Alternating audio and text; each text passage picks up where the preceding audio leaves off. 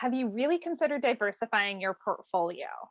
Today, on this episode of Ask Me How I Know, we are talking about something outside of real estate. Yep.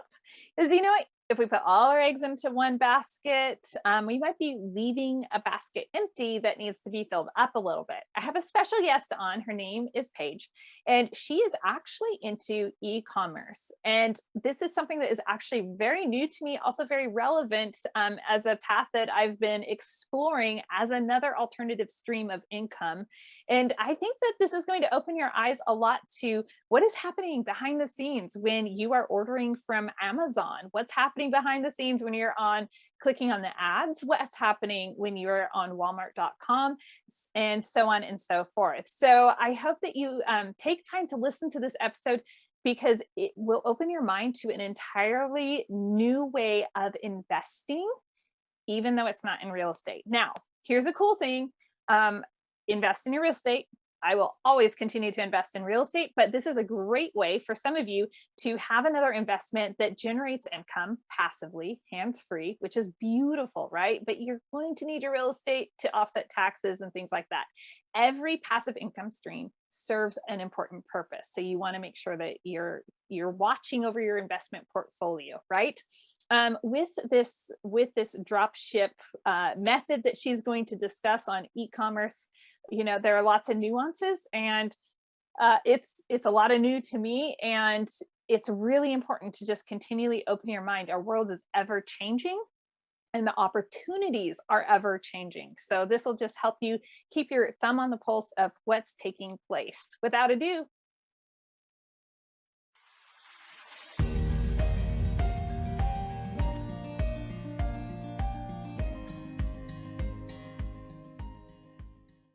Paige, I am really curious about your story, because you started out in the space where a lot of my audience is, and that is in the real estate space. And not only did you start out, you and I both started out in our early 20s.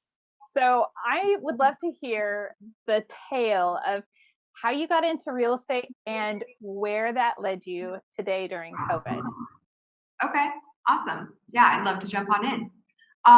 So I started investing in 2012. I bought a little condo not too far outside of my hometown.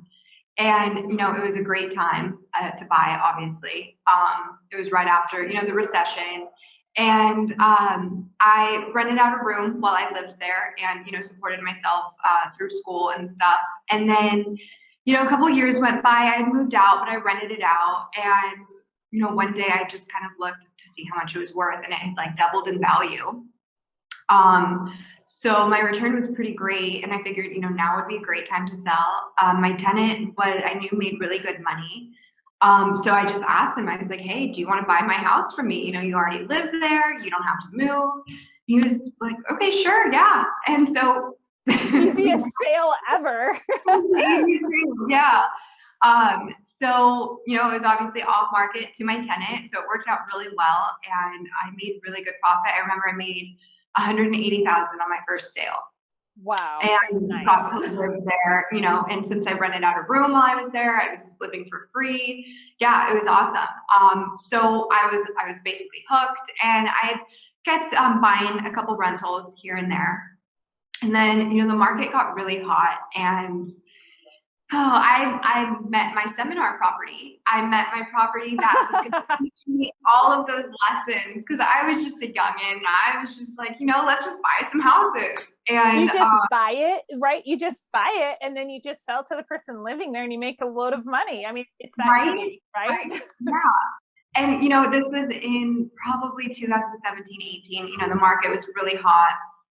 And I had, my first glimpse. It was not really in a good area, and I remember getting growled at by my tenants. And yeah, it was not fun. I lost a lot of money, and I was always very entrepreneurial. I had a fitness business before, and so things were not really going very well for me with that one property. And I had all my money. I had a good amount of equity in this property. And so I didn't have really enough reserves. So do not over leverage yourself. And I had to get a job. I was like, okay, what do I do? So I don't really know how it happens, but I was an asset manager for a pretty large real estate firm down here in San Diego. And I did not want a 9 to 5, but I liked real estate, but the corporate structure just wasn't really for me. So like a couple months into the job, I was able to sell both. I had 2 properties at the time. I sold them both. And so I was liquid again. And I mean, I will not forget struggling that much. Like I remember waking up and my heart feeling like I was falling because I was so scared of what was going on. Like, am I gonna have to sell my car? Like I was just thinking about that this morning. The panic that went through me at basically all hours of the day. It was terrible.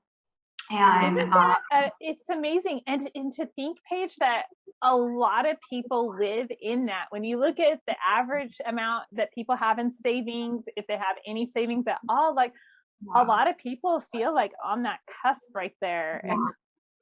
Yeah, no, definitely. And at the time, I had the job, but it wasn't really very much, and I was still struggling, and I was commuting to work. I couldn't pay my rent on one paycheck. Yeah, so it was not a good feeling at all. And that motivated me so much. I was like, okay, I need to get out of this job. So then kind of COVID hit, and I was very thankful to have that, the job. And COVID hit, and I just saw e-commerce booming. And I had always kind of thought e-commerce was interesting, and the scalability of it intrigued me.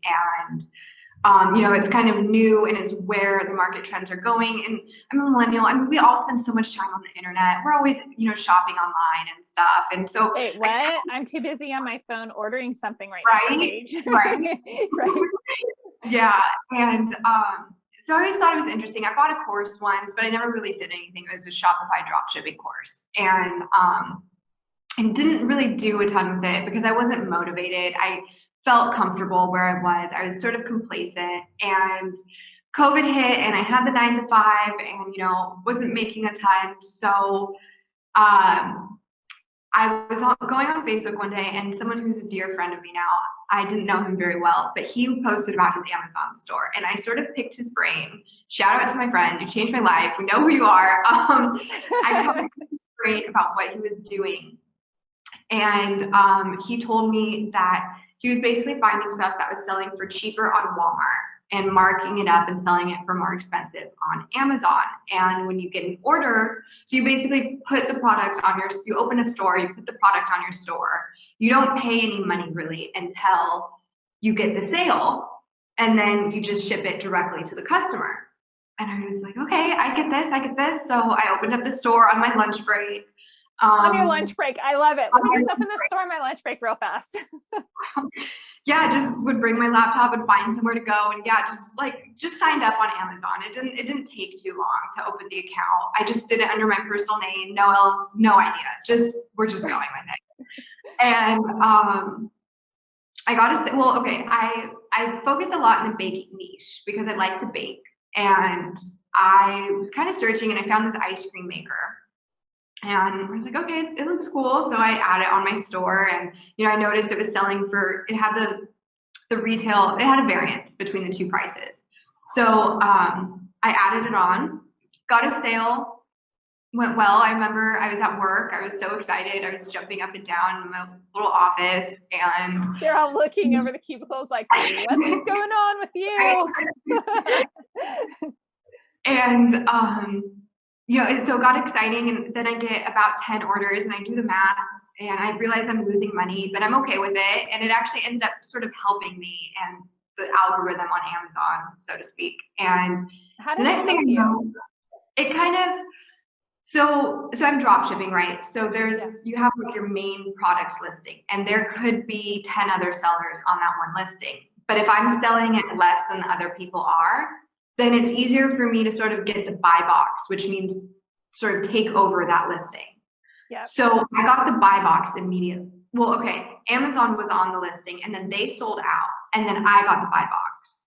Oh, cha-ching. So game over. Yeah. And it was the middle of summer. It was an ice cream maker, and it just went crazy. I went from waking up at 5 in the morning. I remember I was so tired, just placing these orders on my computer, and then I couldn't really keep up with it anymore. So I called a really good friend of mine and told him, I'll give you 20% of the net. I had to give him something really high, something he couldn't refuse, just to place the orders, because 80% of something is still 100% of something is better than 0% of nothing, or 100% of nothing. You know what I'm trying to And say. that's an entrepreneur's mind right there. It's Right? I'm gonna make something. Right? I'm not going to lose out on these sales because someone wants 20%, or if that's all that I can find. And I know I can find something cheaper. I just didn't have the time, to hire a VA and do the whole thing. So yeah, we ran that for a while, for basically up until mid-August. I did 40 grand my first month on Amazon. So is that normal? Would you say, right? No. Like, so people listening are like, whoa, wait a second. I forget multifamily investing, or wait, that's where I'm going to get my cash to go be a passive investor. Like, most people, it takes time to build up to that. Is that right? Without a doubt. And not only that, even if you do get to that point, a lot of times Amazon will shut down your account for scaling up too fast. So I don't know how my account didn't even get shut down. God is good, I guess. I don't know. I was literally just thinking that. I'm like, God just knew where you were at. And it sounds like you had, like you said, you had these seminar, you had that seminar. And, if you're new to the show, I love how you use that phrase, because it just means, you had to learn something the hard way. It was a little bit painful, but you learned it. Yeah, definitely. So I felt that big win in the beginning, and I think right after that loss. So I feel like it totally had to have been gone. I'm not even the most religious person, but I really felt a taste of that. I remember it was 4th of July, and I was at the beach with my friends, and I had my notifications on, and my phone was just like blowing up with notifications the whole time. We did 7 grand just that day in ice cream makers. Yeah, I don't think I've had to this day that big of a sales day. It was crazy. So, I tell my friend, that you're a little expensive, and you could really find someone, hire them under you, and continue to get the 20% if you help me find more products, if you do this with me, if you help me with returns, and, we can work on this together. And he was it didn't really work out. We just weren't on the same page. So I understand scaling up then, that concept. Didn't get it. No. We'll have more products, we'll make more money, and then you can pay someone else, but you're still really making the same amount of money or more. Yeah. And there's, software and stuff out there that will help you. So it's not like we were doing everything manually the whole time. The whole point is to build something and, continue to let it grow. So we kind of went our separate ways, and it's kind of sad, but I somehow, through a friend of a friend, knew someone who hires VAs for people. And I'm on the phone with him, and I tell him, I need a VA now. And so, he went through a very rigorous hiring process, and, I'm trying to figure it out. So we finally get a VA, and then the product died. The product, Amazon came back in the stock, it was over. And now I have this assistant, and I'm trying to work and trying to figure out this drop shipping thing while also training her. And I was just so frustrated. And when we did get orders, we were running into inventory issues at Walmart. Walmart was selling out before we could place the order because other people are doing this. And it was really frustrating. So, and I just, drop shipping is good for cash flow, but it's tedious the way doing the whole shipping thing. It's when you compare it to other online things where you can send things into a warehouse, there's much more passive ways to do that. So I knew that drop shipping could be profitable, but I didn't want to give up on this money, this cash flow, obviously. So I go back to my original friend whose brain I just picked on Facebook. And he told me that he has an automation team. run his store for him. And they handle everything. They handle finding the products, placing the orders. They handle the returns, the customer complaints. They do all of that. They keep track of it all. So I wired them $15,000. People on the internet that I have never met before, I wired on my lunch break. I love your lunch breaks, Paige. Fantastic. I'm running late. I'm really busy. I'm wiring money. I'm sorry, my order is running behind right now.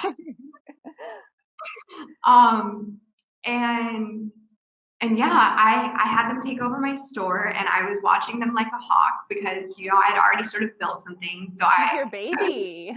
Oh, this was my baby, and it ended up it's doing very well. I've become pretty close with these people, and, you know, really trust them, obviously, and to see it continue to grow has been great. Working with them, so that's basically where I'm at right now. I left my job in December. Congratulations. So, thank you very much. It's very exciting, and yeah, life is good. That is absolutely amazing on so many different levels. Now, a lot of people are listening, and so, you know, this is something where a lot of people are skeptical, and they're like, especially if you're, you know, I would say like my age bracket, we're like middle agers, where we're like, I don't know about this, like, because I'm going to wire money to this person over here that I don't know, that's like might be half my age, and it's going to be okay. Like, there's these like little light bulb moments that happen. What was it that helped you say, okay, I can trust this person, and I'm wiring this money. I'm doing this. I was banking on, you know, this person on Facebook that I was talking to that I also had never met at the time either. I trusted him, and I had actually, there's other people that do this. And so I had actually talked to a couple other people, and that's when I started to understand this is a real thing that people do. And I started to really understand why they do this. And that is because Amazon is very strict about opening up additional accounts. But not only that, we have the access to capital that they can't always get access to. You're going to eventually tap out of your access to capital. So they kill two birds with one stone. You know, they take a percentage, obviously. So they just to clarify for listeners, they meaning whoever you're partnering with, a third party. Yeah, my operations team, you know, takes a percentage. So they get access to an additional store. They get access to my credit. I didn't even have a business credit card at the time. It was just all on my own. Now we have that. Now accounting is a lot more clear. But yeah, so it's a win-win. You know, like I said, we have the capital. They have the system in place. You know, I didn't want to have to figure out what to do with returns, how to handle customer returns. I'm not the person who do customer service. Please don't let that be me. They have a system in place already. So yeah, just doing my research, understanding Amazon and how it works, and understanding their motives to it, I would say really helped me trust them in making that leap. And then eventually you do have to just trust in people, and just trust. It does take a leap of faith though, for sure. And you know, that leap of faith is so similar. You and I were talking off air about how similar that is, you know, when people are investing passively in multifamily real estate. There's that, you know, if you've never done it before, if you're, well, I know Julie from her podcast, but okay, here's 50 grand, here's 100 grand, you know, like there's this leap of faith that's required, but there's also this huge reward when you're willing to take a calculated leap of faith. And I mean, the returns are also so good. Now their prices are $17.50 or $17.5 for the store, but I mean, when you're comparing that to, say, a very modest, smaller store could be doing 3 to 4K net a month passively. So the returns are infinite compared to real estate, and you know, it takes a lot longer to get your ROI, and it's just a longer process. So it just gave returns I haven't seen anywhere else. So we'll try, see if it works. If not, I'm out 15 grand. It's worth it. And that's it. I'm out Yeah. 15 grand, but worst case scenario. So what happens? How do you monitor? I mean, is this volatile? You know, a lot of people will prefer something stable. A lot of my audience would prefer, hey, I like real estate because it's more predictable with its returns and such. You know, and what you've experienced even with the ice cream maker, okay, it did really great, you know, and then Amazon, you know, I mean, how do you calculate and factor in for some of those nuances? So that's a good question. Actually, there's so much opportunity out there that the main thing is not running or raising the, you want to do it sort of slow and incrementally, your sales volume. That's your number one challenge, is going to be Amazon flagging your account for growing too fast, because there's that much opportunity out there.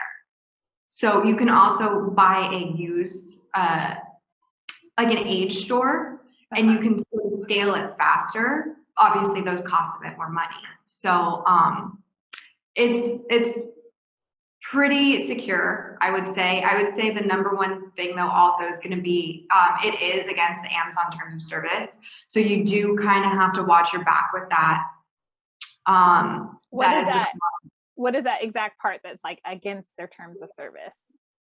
You're supposed to have the inventory in stock before sending out to the customer. So there is sort of that risk involved for sure.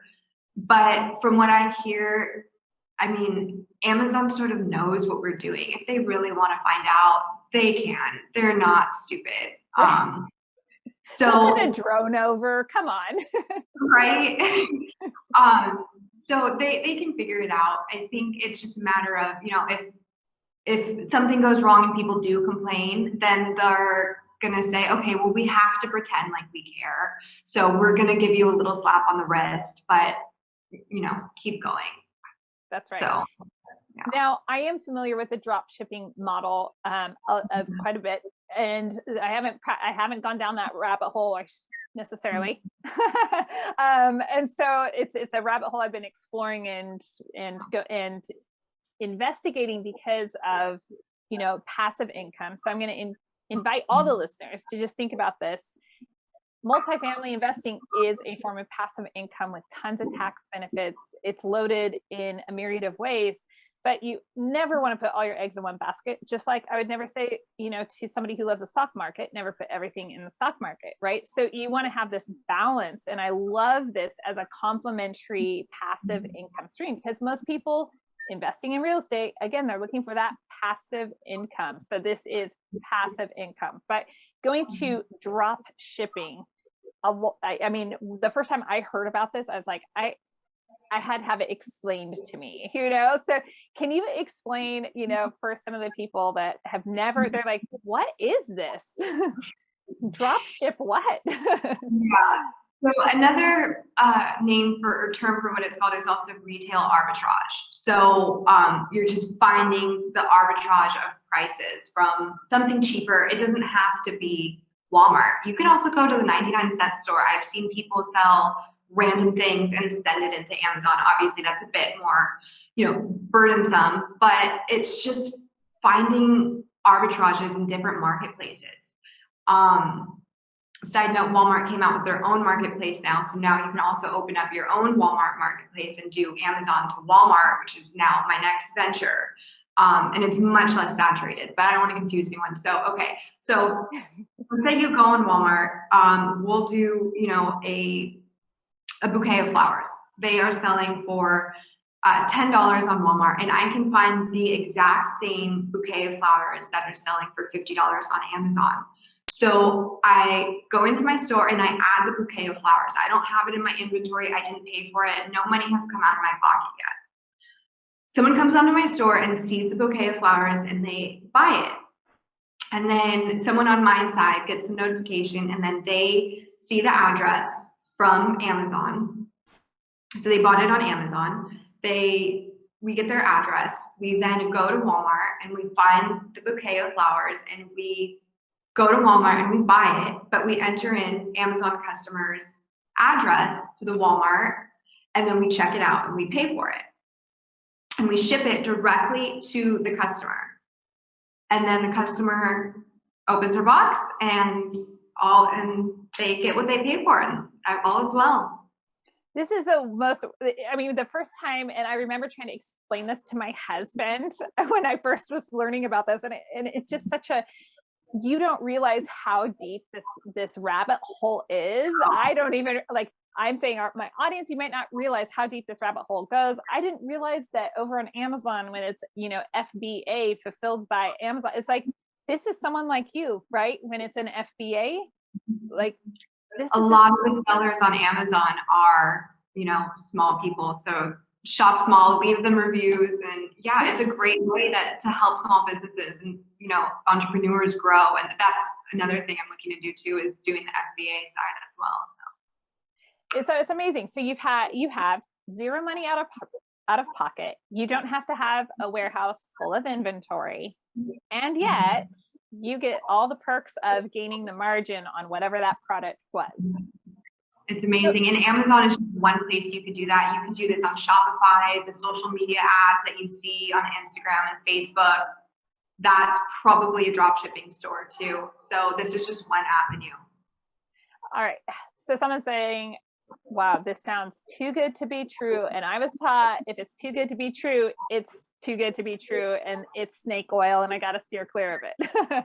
What would you say to that person right there? That's fine. Nobody's asking you to join. That's so cool. If you, that's cool. That's cool. That's funny. That's I've invested in Bitcoin, and I've encouraged, some of my closer friends, like, hey, you might just look into this, and they think I'm crazy, some of them. And I just like, okay, that's okay. I told you. I get that. I totally get that, and I respect that, and that's totally fine. That's your own opinion. Yeah. I'm curious, when you're selecting your products, do you personally select them? How do you choose what you have? Or do you even care what you have? Do you still stick to just the baking niche? No, it's very data driven. Okay. Yeah. So it's data driven. It's based off of, at first I was just finding anything. Now that I had software and tried to do it for myself for a little bit, I found things that were way cheaper. And, I found the arbitrage, but then I realized they weren't selling very often. So you have to, and then Amazon doesn't like that either. So then you have to find a mix of things that have good sales velocity as well per month. So that is awesome. If someone wanted to get involved in e-com, what are some first steps that they could take? Should they reach out to you? Do you have, what would you say? I would say do a bit of preliminary research, figure out which types there are and what sort of works best for you. If you don't know a lot about pay-per-click ads and running ads online, I would probably start with drop shipping, because I didn't spend any advertising. You don't always need to. If you want something completely hands-free, you can reach out to me and I can hook you up with my operators. They actually will probably be working together a little bit closely moving forward. So and just, what your risk tolerance is. Obviously, if you don't put all your eggs in one basket, but if this interests you, if you get the concept and you see kind of, your viewers are very real estate based. This is real estate online. So just kind of figuring out what works for you and what just study a little bit of different avenues. So that's a really interesting way of putting it, because it really is like real estate online. Yeah. You're just moving some stuff around behind the scenes, but you're just owning this virtual space. Yeah. That's a beautiful way of putting it, Paige. If someone wanted to, well, I always like to ask, is there anything else that you think you wish you would have known, or any hurdles that you had to overcome? Or just, take that leap of faith. Don't let your fears get to you just because it seems out of your norm. I'm not a technology person. I'm not a super techie person. I'm just a girl with a laptop who wanted to make some changes in your life. You don't have to be sometimes I don't even know how to use my printer. So you don't have to be the most technology savvy person to do this, and just give it a go. And it does get hard, but don't give up. And YouTube is a great source of information. That is awesome. Okay, one last question. Which part of it gets hard? If you're going drop shipping, I would say the hardest part is returns can be a pain, and the inventory running out in drop shipping. If you're going more FBA, importing from China, sending it to the warehouse, everything is hard in that. Right, I haven't gone through the whole process yet, but for right now, I would say reading the data and figuring out the market trends. And then if you have so many things to factor, you have shipping, you have advertising, you have product costs, market trends, it's a lot. So you have to take very calculated risks there. And it's a very steep learning curve when you're in the beginning. And then you have to get something in from China. It's just like, how do you do that? So I'll report back. That's part 2. That's yeah, exactly. But you're now working, with your store, like you now have a team, you have an operations team. So how much of this are you actually having to do now? So I had never ran a 6-figure business before, especially I guess you could count real estate, but nothing like this, and so fast that it just got really big really fast. So the accounting was a pain. The taxes, a lot of online courses don't really talk to you about that, and CPAs are not well versed. Oh, I'm giving you some knowledge. A lot of CPAs don't know how to do taxes on an e-commerce store. So one month I gave away all my profit to government, and I'm still trying to get it back.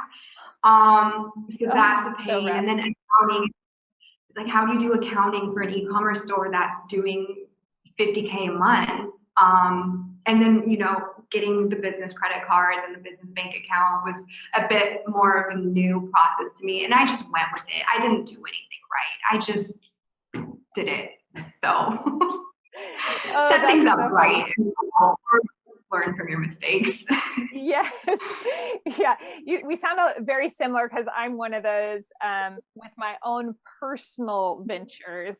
I have teams in place when I'm, in the real estate space. But if I'm talking about, I have a pretty high risk threshold, and my husband, he kind of keeps me balanced. Everyone listening knows that. But I'll be that, like, yeah, whatever. I'll just go get the land. Like, next thing you know, you have everything lined up. I think I did it all correct. All the names match, I think. Great. We'll find out. Exactly. If you do it wrong. Oh my gosh. Do you have a good CPA, by the way, a good team? If you don't, I have one for you. Oh, you do? Okay. Yeah. I do. And to listeners, if you're looking for someone that actually can manage your wealth, actually to help you build wealth, like holistically, like, I love this. I think you'll appreciate this, Paige.